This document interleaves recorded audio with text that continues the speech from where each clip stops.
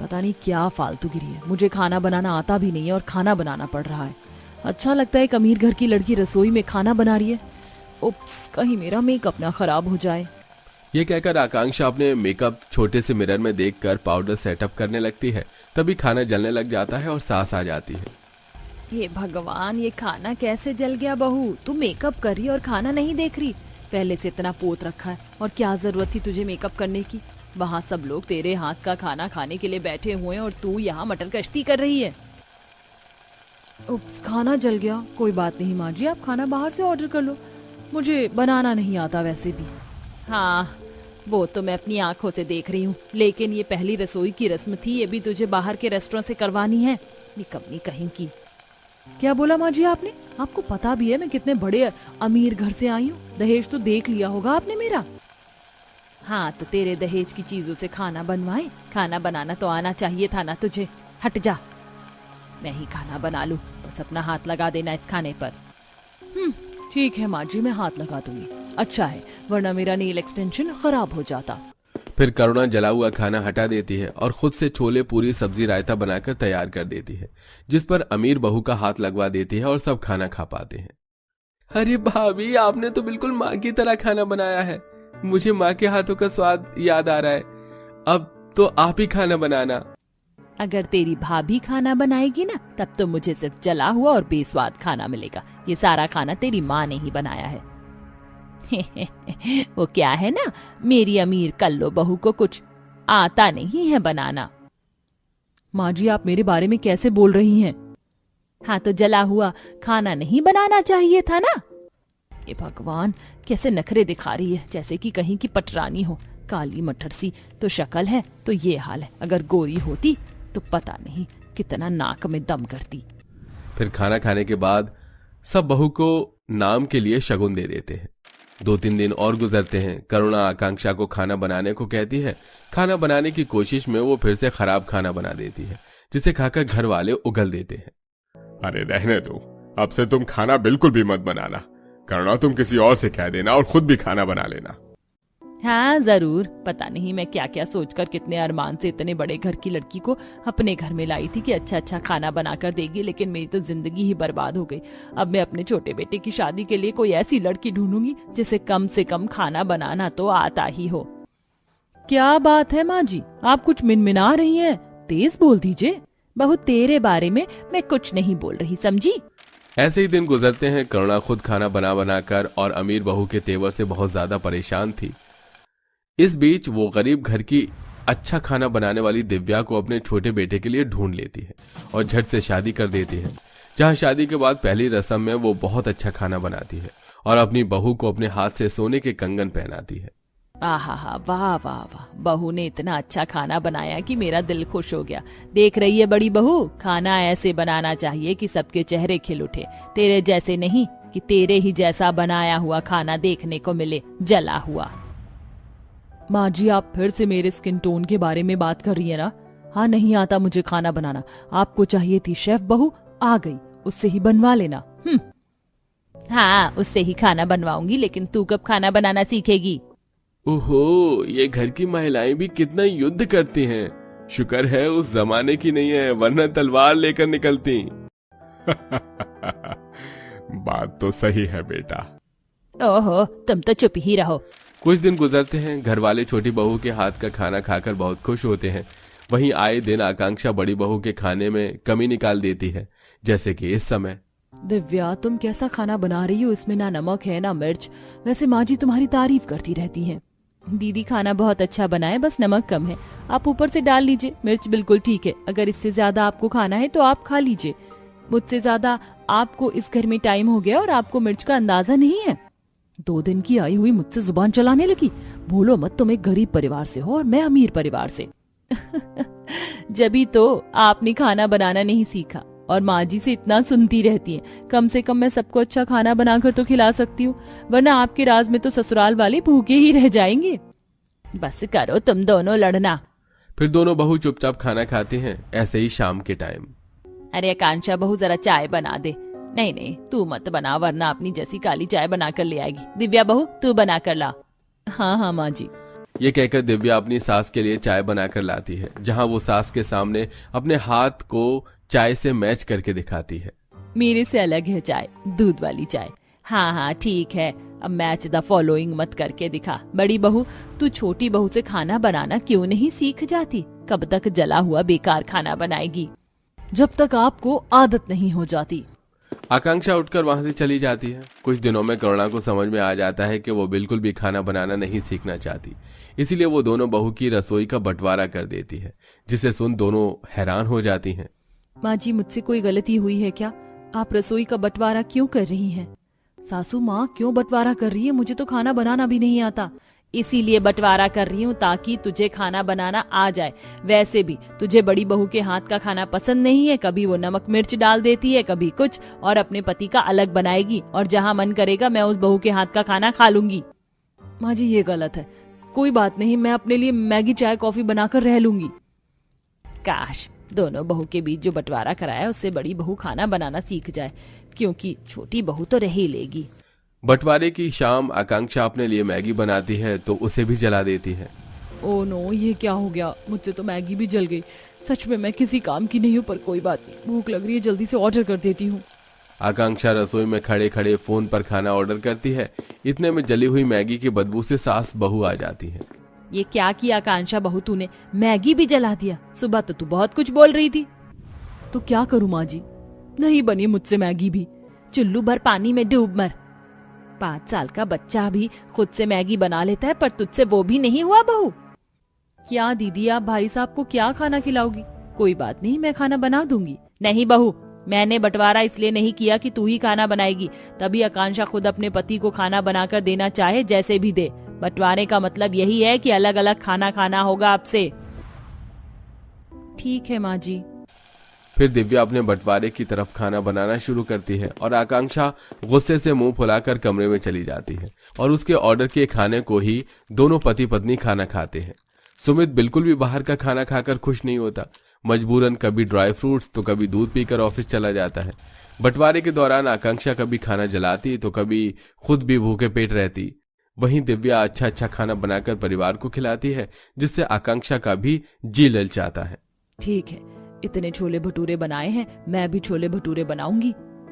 हाँ, क्या करना था? कुकर में छोले रखने थे। बनाती हूँ टेस्टी से छोले भटूरे, माँ जी को भी फक्र होगा। ये कहकर आकांक्षा कुकर में छोले उबालने के लिए रखती है और हेडफोन लगाकर साइड में मैगजीन देखने लगती है। आधे घंटे में काफी ज्यादा सीटी आ जाती है और इतने में रसोई में सांस आ जाती है कि कुकर फट जाता है, जिससे छोले और कुकर का ढक्कन हवा में उड़ जाता है। खुशकिस्मती से दोनों बच जाते हैं, पर डरे हुए भी थे। तभी छोटी बहू आती है। क्या हुआ माँ जी? जेठानी जी, आप दोनों ठीक तो हैं? ये अचानक से आवाज, हे भगवान, ये कुकर कैसे फट गया?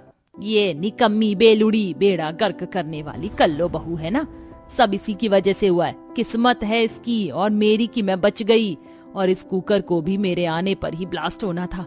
अरे जब तुझे खाना बनाना आता नहीं है तो क्यों बनाने की कोशिश कर रही थी? कुकर में पानी होगा नहीं और फट गया। माँ जी, मैं देवरानी को देखकर छोले भटूरे बनाने की कोशिश कर रही थी। मेरा भी मन कर रहा था अच्छा खाना बनाने का, पर मुझे नहीं पता था कि कुकर फट जाएगा। तुझे पता है, आज कुछ भी हो सकता था, इसीलिए कह रही हूँ कि छोटी बहू से खाना बनाना सीख ले। अरे अगर कल को वो और हम सब घर वाले यहाँ नहीं हुए, रेस्टोरेंट भी बंद रहा, तो तू कैसे खाना खाएगी? थोड़ा तो खाना बनाना सीख ले, चाहे दाल चावल ही सही। मुझसे गलती हो गई माँ जी, पर अब से मैं खाना बनाना जरूर सीखूंगी। दिव्या, तुम मुझे सिखाओगी ना? हाँ दीदी, जरूर। अपने घमंड को छोड़ आकांक्षा अपनी देवरानी से खाना बनाना सीखती है, जिसके बाद खुद से खाना बनाकर घर वालों को खुश रखती है और करुणा बंटवारे को भी खत्म कर देती है। मेरी अमीर और गरीब दोनों ही बेटी की शादी की सालगिरह है। अब एक के घर जाऊं और एक के घर नहीं तो अच्छा थोड़ी ना लगेगा। मैं अपनी दोनों बेटी दामाद के लिए अपने हाथों का बनाया हुआ ड्रेस ले जाऊंगी, बस उन्हें पसंद आ जाए मेरा गिफ्ट। पर मेरी अमीर बेटी ने मुझे बुलाया नहीं है, उसने ऐसा क्यों किया होगा? अरे काम बहुत है, भूल गई होगी। अपनी दोनों बेटी की सालगिरह के लिए पार्वती बहुत खुश हो रही थी, पर ऐसा भी क्या था कि एक बेटी ने अपनी माँ को इनवाइट ही नहीं किया था और पार्वती को ऐसा लग रहा था कि काम में बिजी होने की वजह से भूल गई होगी। इन्हीं सब कश्मकश को जानने के लिए हमें कहानी में थोड़ा पीछे चलना पड़ेगा। मैं आज बहुत खुश हूँ। एक ही जगह मेरी दोनों बेटी का रिश्ता जो लग गया है। अब तुम दोनों बहनें एक ही मोहल्ले में रहोगी। पर माँ, तुम तो जानती हो ना, मुझे अपनों से दूर रहना था। दीदी, अपनों से दूर नहीं, अपनों के पास रहा जाता है। अरे तुम दोनों बहन फिर से शुरू मत हो जाना। अच्छा, अब जल्दी से मुझे ये बताओ कि तुम्हें अपनी शादी के लिए कैसा लहंगा बनवाना है, क्योंकि तुम्हारी शादी की सारी तैयारी तो मुझ बुढ़िया को अकेले ही करनी है। माँ, तुम चिंता मत करो, तुम्हारी बेटी इतनी भी बुरी नहीं है। हम भी हैं, हम भी नौकरी कर रहे हैं। आपको शादी के कपड़े बनाने की कोई जरूरत नहीं है। पार्वती अपनी दोनों बेटियों की शादी से बहुत खुश थी, तो वहीं दोनों बहन भी शादी में अपनी माँ की पूरी मदद करती हैं। देखते ही देखते बहुत जल्द दोनों बहन की शादी हो जाती है और वो दोनों एक ही मोहल्ले में अलग अलग घर की बहू बनती हैं। क्योंकि दोनों ही बहन मिडिल क्लास से थीं और उन दोनों के ही पति दोस्त थे, तो उन दोनों के बीच का प्यार भी बना रहता है। ऐसे ही एक दिन। कविता, तू सही कहती थी, अपने पास में हो तो ही अच्छा होता है। तुझे कैसे बताऊं, पर तेरे जीजाजी अपना खुद का बिजनेस डालना चाहते हैं। इसके लिए उन्हें एक छोटी सी जमीन चाहिए। हमारे घर के पीछे तो तेरी छोटी सी जमीन है, अगर तू हमें वो दे देती है तो बहुत अच्छा रहता। दीदी, मैं बिना अपनी सास और पति से पूछे कैसे आपको वो जमीन दे सकती हूँ? कविता, इसमें पूछने की क्या जरूरत है? तुम्हारी बहन हमारी रिश्तेदार है और विनीत तो मेरा दोस्त है। मैं अपने दोस्त के लिए इतना तो कर ही सकता हूँ। और रही मेरे बिजनेस की बात, तो उसमें अभी टाइम है और मेरा तो पार्टनर भी है। अपने पार्टनर के साथ मैं कोई दूसरा रास्ता निकाल लूंगा। दीदी, मैं अपनी वो जमीन आपको देता हूँ, बस उसकी जरूरत फ्यूचर में मुझे भी पड़ सकती है, तब आप मुझे वापस कर देना। हाँ विकास, क्यों नहीं, तुम बेफिक्र रहो। तुम्हारे बुरे समय में मैं हमेशा तुम्हारे साथ रहूंगी। बिना सोचे समझे विकास सुमन की मदद करने के लिए मान जाता है और अपनी जमीन विनीत के नाम कर देता है। जिसके बाद विनीत वो जमीन बेचकर अपना खुद का एक छोटा सा ऑनलाइन बिजनेस डालता है, जो कि 6 महीने में ही चल पड़ता है। तो वहीं अपना घर गिरवी रखकर अपने दोस्त पवन के साथ विकास अपना बिजनेस डालता है और पवन उसको धोखा दे देता है और सारे पैसे लेकर भाग जाता है, जिस वजह से विकास की आर्थिक स्थिति बिगड़ने लगती है। विकास बेटा, मैंने तुझे पहले ही समझाया था, पर तूने मेरी एक नहीं सुनी। पर अब भी मौका है। आशा बहन के बेटे का बिजनेस अच्छा चल रहा है, अब तू उनसे मदद मांग, वो हमारी मदद जरूर करेगी। माँ जी, आप सही कह रहे हैं, मैं कल ही दीदी के पास जाऊंगी। बड़ी उम्मीद लेकर कविता अगले दिन अपनी बहन के पास मदद मांगने जाती है, पर अपने गरीब बहन को देख सुमन मुंह बनाने लगती है। कौन हो तुम? तुम मेरी बहन तब थी जब मैं भी गरीब थी, पर अब मैं तुम्हारे और मेरे बीच कोई रिश्ता नहीं है। हम दोनों की कोई बराबरी नहीं। और कैसी मदद की बात कर रही हो तुम? मैं तुम्हारा कोई एहसान नहीं मानती और ना ही मैं तुम्हारी कोई मदद कर सकती हूँ, इसलिए चुपचाप यहाँ से चली जाओ, इससे पहले कि मैं तुम्हें धक्के मार कर निकाल दूं। दीदी, ऐसा मत करो। आज तुम्हारे दिन बदल गए तो तुम मुझे भूल गई। मैं तुम्हारी बहन हूँ। अरे, जब कह दिया है ना मेरी बहू ने कि तेरा उससे कोई रिश्ता नहीं है, तो क्यों पीछे पड़ी है? और रही रिश्तेदारी की बात, तो तू 6 महीने पहले तक मेरी बहू की बहन थी, पर अब तेरा हमसे कोई रिश्ता नहीं और ना ही कोई बराबरी है। अमीर होते हुए ही सुमन अपना रंग बदल देती है और अपनी बहन से सारे रिश्ते नाते तोड़ देती है। ऐसे ही कुछ दिन बीत जाते हैं और दोनों ही बहन की शादी की सालगिरह नजदीक आने लगती है। जहां एक तरफ अपनी शादी की सालगिरह से कविता और उसका पूरा परिवार दुखी था, तो वहीं सुमन अपनी पहली शादी की सालगिरह पर बहुत ज्यादा खुश थी। विनीत जी, ये हमारी पहली शादी की सालगिरह है और अब तो हमारे पास पैसों की भी कमी नहीं है। भगवान की कृपा से आपका बिजनेस भी चल रहा है। क्यों ना हम घर में छोटी सी पार्टी रखें? अरे, तुमने तो मेरे मुंह की बात छीन ली। इस पार्टी में मैं अपनी मीटिंग का भी प्लान करूंगा और बड़े बड़े लोगों को बुलाकर उनसे डील भी कर लूंगा। मेरा काम और आगे बढ़ेगा। तुम अपने रिश्तेदारों को भी बुला लेना, पर उन्हें जो अमीर हैं, अपनी गरीब बहन की तरह नहीं। अरे बेटा, तू बेफिक्र रह, उस कविता को कोई नहीं बुलाने वाला। बहू तो खुद से पीछा छुड़ा रही है। सुमन अपने ससुराल वालों के साथ मिलकर अपनी एनिवर्सरी प्लान कर रही होती है और बाहर जाकर महंगे महंगे कपड़े और शॉपिंग करती है। तो वहीं घर में दुखी विकास अपनी बीवी से कहता है, माफ करना, हमारी पहली शादी की सालगिरह है और मैं तुम्हारे लिए कुछ नहीं कर पा रहा। आप मेरे साथ हैं, वही काफी है। हाँ बेटा, सालगिरह ही तो है, इस साल ना सही अगले साल मना लेना। वैसे तू कोई दूसरा बिजनेस डालने की सोच रहा था, क्या हुआ? हाँ माँ, मैंने किसी को कर्ज दिया था, वो मेरे पैसे लौटा रहा है। वो पैसे मिलते ही मैं अपना एक और बिजनेस डालूंगा। अगर इस बार भगवान की कृपा रही तो मेरा बिजनेस जरूर चलेगा और इस बार मुझे किसी की मदद नहीं चाहिए। आप देखना, बहुत जल्द हमारे हालात भी ठीक हो जाएंगे। जहां सुमन सालगिरह की तैयारी कर रही होती है तो वहीं कविता अपने पति के साथ दूसरे बिजनेस के कामों में लगी होती है। और वहीं एक माँ को अपनी दोनों बेटियों की सालगिरह के बारे में पता चलता है तो वो अपनी दोनों बेटी दामाद के लिए अपने हाथों से कपड़े बनाती है। और जिस दिन शादी की सालगिरह होती है उस दिन पार्वती सबसे पहले अपनी अमीर बेटी के घर जाती है और उसके घर में नौकर चाकर अमीर मेहमान देख बहुत खुश होती है। अरे मेरी बेटी सच में बहुत अमीर हो गई है। कितने बड़े बड़े लोग आए हैं पर मेरी छोटी बेटी क्यों नहीं दिख रही? लगता है घर के कामों में व्यस्त है। अरे समधन जी, आप यहाँ बिन बुलाए कैसे आ गई? बिन बुलाए? बहन, आज मेरी बेटी की सालगिरह है और उसने घर में पार्टी रखी है। मैं तो बस ये अपनी बेटी दामाद को तोहफा देने आई हूँ। तुम मुझे बाद में भी तो गिफ्ट दे सकती थी ना माँ। आज यहाँ आना जरूरी था क्या? अब आ गई हो तो नौकर के कमरे में जाकर बैठो, पार्टी में मत आना और अपना गिफ्ट अपने साथ ले जाना।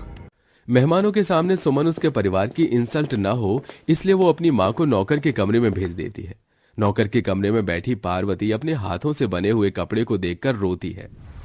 मुझे यकीन नहीं हो रहा कि मेरी बेटी के सर पर अमीरी का घमंड इतनी तेजी से चढ़ा है कि आज वो मेरे साथ इतना गंदा व्यवहार कर रही है। कितने प्यार से मैं अपनी बेटी की सालगिरह पर देने के लिए तोहफा लेकर आई थी और उसने मुझे नौकर के एक कमरे में बंद कर दिया। जब मेरी बड़ी बेटी ही अपनी नहीं रही तो मेरी गरीब बेटी मुझे क्या ही पूछेगी? वो तो अपनी गरीबी का दुखड़ा ही मुझे सुनाएगी। अपनी बेटी के पास रहने से तो अच्छा है कि मैं अपने टूटे घर में ही अकेले अपनी जिंदगी बिताऊं। सुमन की बातें पार्वती के दिल पर ऐसी लगती हैं कि वो बिना बताए वहां से अपना गिफ्ट लेकर जाने लगती है। पर शांति की नजर पार्वती पर पड़ जाती है और वो जबरदस्ती उसे अपने घर ले जाती है। और कविता अपनी माँ को देख बहुत खुश होती है। माँ, तुम यहाँ आई और बिना मुझसे मिले जा रही थी? क्या मैं तुम्हारी बेटी नहीं हूँ? वैसे आज हमारी सालगिरह है, देखो मैंने आपकी पसंद का खाना बनाया है। आपकी बहुत याद आ रही थी। मेरी पसंद का खाना?